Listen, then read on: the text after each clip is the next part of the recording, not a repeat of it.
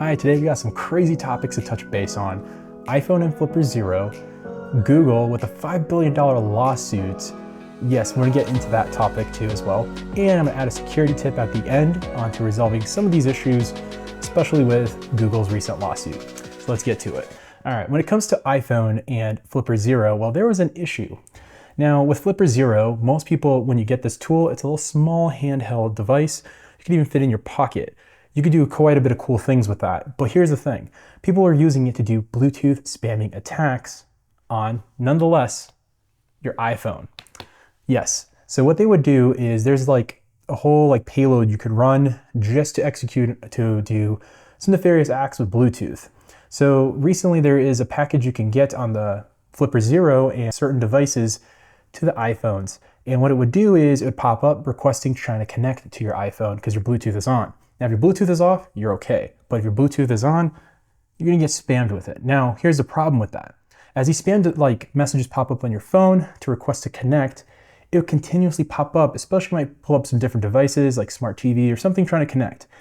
And your phone would slow down and glitch out, causing it to freeze. And you'd be clicking on the screen, nothing would happen.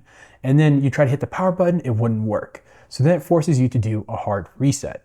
So when you do the hard reset, you'd hit the power button and a volume key. You hold it for a few seconds and then it would hard reset, which would reboot.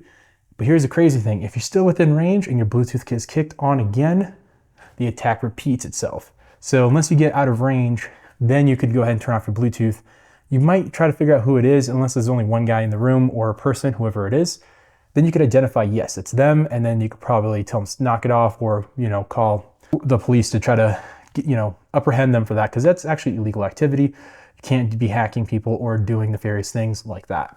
Now, so iPhone has recently been notified about this issue. People were not happy about this attack being vulnerable to this attack. So within the recent update of 17.2 iOS update, it is a patch to prevent the phone from glitching out and freezing. Now you still will get these requests, but at least your phone won't be glitching out and, not work, and you have to cause you to do a hard reset.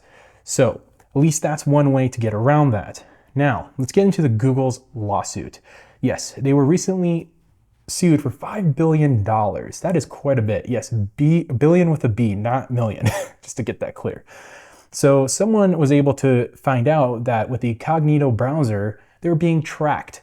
It's not so incognito after all. Now, when users go on there, they think that they're not being tracked because it's not catching their cookies, it's not being saved, as well as cache, anything that may go through your history, whatever.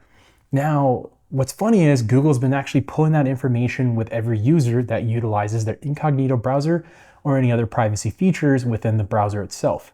So this is what the lawsuit's taking place. So right now I've seen that they actually went ahead and got a settlement going on, but that's kind of an interesting thing to see.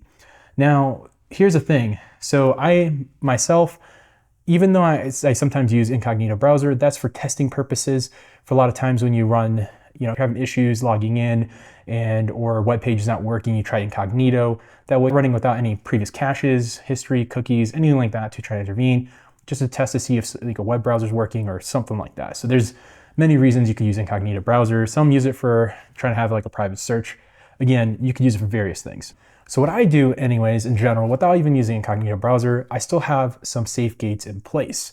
I would use URL block origin. By using this browser extension, it actually prevents trackers from tracking you, at least the ones that it's known on their database list. Now, there's always new trackers out there, do new ways to try to track people because, tracking people is money. If you can collect data from people, invading their privacy and getting that information, the more you could try to advertise to these people a lot easier.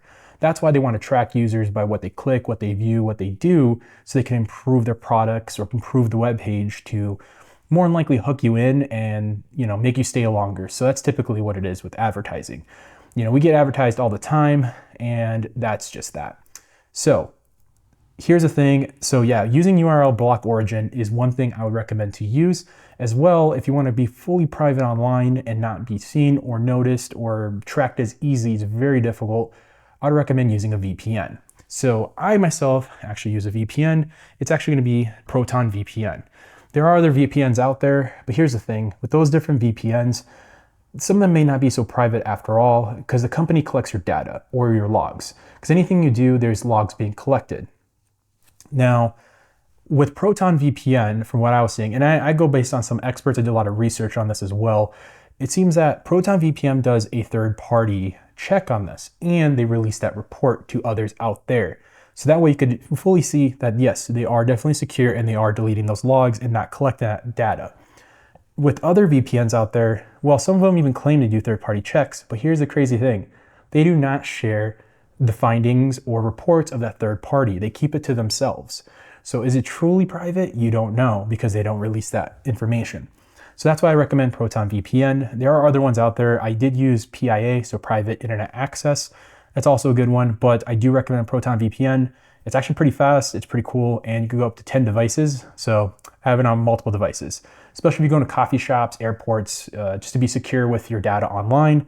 So that's one way to secure yourself. Now, that's what I recommend for that. So that's my security tip for today, is doing that. And then also don't worry, I'll go ahead and leave all those links below.